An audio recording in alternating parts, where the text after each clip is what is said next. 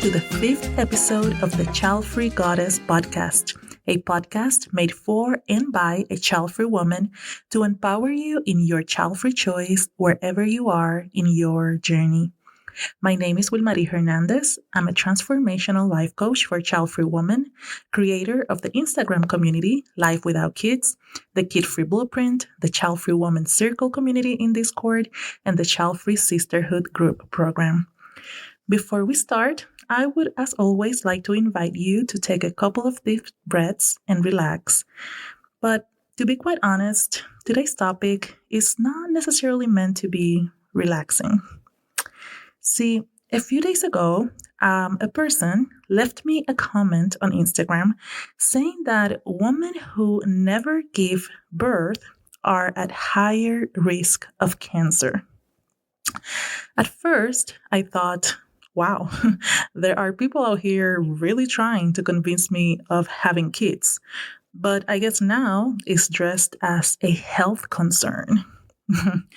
Let me read the comment to you. This person said, "We've seen massive increases in the cancer rates among women due to the falling birth rates and not getting pregnant, which prevents cancer. Uterine cancer is up 50% since 2020, according to science. Trust the science." And then this person quotes this, but never says where they got this information. They quote, "Nulliparity, which means never having given birth, is a well-established long-term and permanent risk factor for breast cancer, particularly for post-menopausal breast cancer. Research consistently shows that nulliparous women have a 20 to 40% higher risk of developing post-menopausal breast cancer compared to women who had their first full-term pregnancy before age 25. And I have to say, I was very impressed because to me, this is a new tactic. Nobody has ever tried to make me feel like I should have kids just to prevent cancer. And honestly, good try. I mean, I literally told them that. This was my response. I'll read it to you. I said, "Interesting, because all the people I personally know that have dealt with breast cancer had multiple kids. But regardless, I still rather not have them. Good try." So after my initial surprise of encountering a new bingo for child-free women and realizing that I genuinely rather get cancer than having a child, I started to actually reflect on this. I mean, what a genius way to appeal to most people's greatest fear without calling child-free people moral failures. You know, now it's not about failing your family or humanity or being selfish. Now it's about taking care of your own health. It's like saying, don't have children for us. Do it for yourself.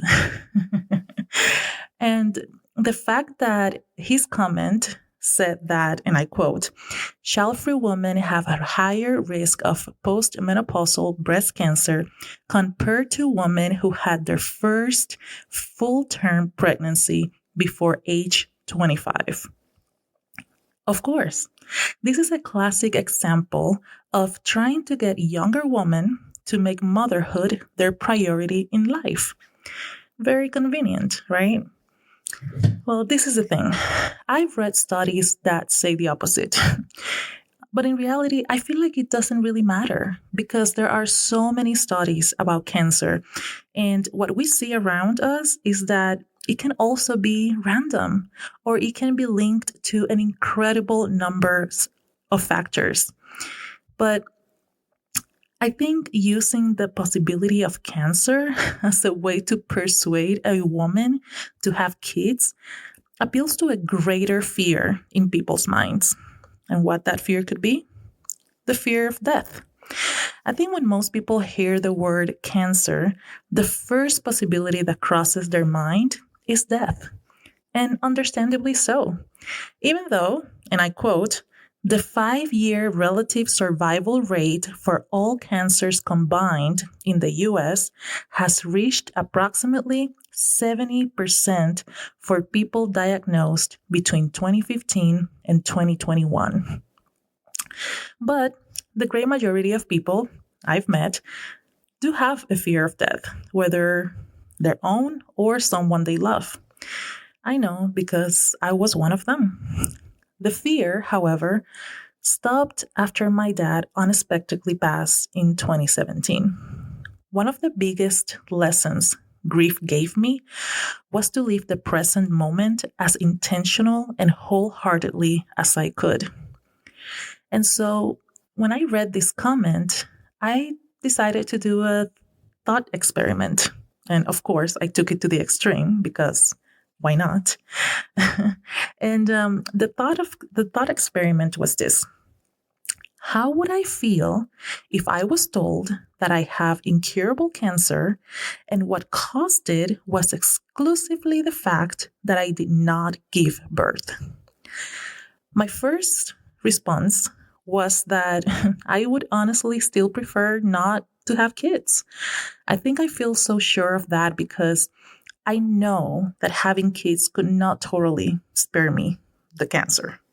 I know at least 3 women close to me who battled breast cancer, and all of them had multiple kids and also led a pretty regular life, not smoking, no alcohol, etc. So I know that given the chances, I still rather not have kids. The second thought I had was, well, how would I face my imminent death? And yet again, I felt calm and at peace. I genuinely feel that if I die today, I'll be at peace with myself and will have no regrets.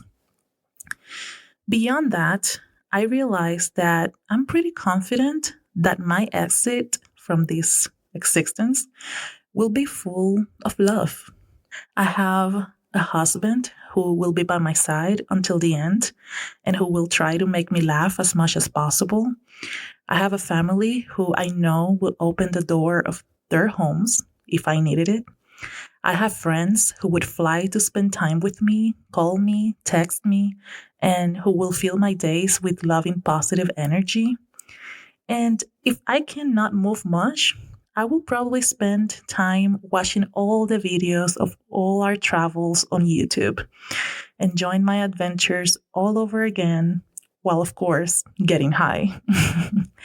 I'm pretty sure that besides the financial challenge that the vast majority of people battling cancer in the US face, and of course the physical pain, I will be at peace. I know I'll be at peace because I make sure of that every single day. Since my dad passed, that has become this ever-present thing in my life. It became sort of a friend, the type of friend who tells you the truths you do not want to hear, but you need to hear. I realized that death is the inevitable goal, a goal that is not about speed, but about direction. What route do you want to take? What is the experience you want to have on the way to it? I'm grateful for that comment now because it made me reflect on this and realize once again that I've made the best choice for me and that I have continued to trust that same inner knowing for every other choice every day. I hope this episode made you reflect as well on your own life, maybe brought you more clarity, more intention, more gratitude. As always, it's been a pleasure spending this time with you today. Remember to sign up for the free virtual Childfree Woman Circle in Discord. And to learn more about my offerings, visit www.childfreegoddess.com. Let's take a deep breath as we say goodbye. I hope you take some time this week to be truly present in your own life. And before going to bed tonight, remember to write yourself a love note, listing at least one thing you did today that you want to thank yourself for, and one thing you want to forgive yourself for. Remember that sisterhood starts within, and you deserve to receive the love you so selflessly give to everything around you. Until next one, Goddess.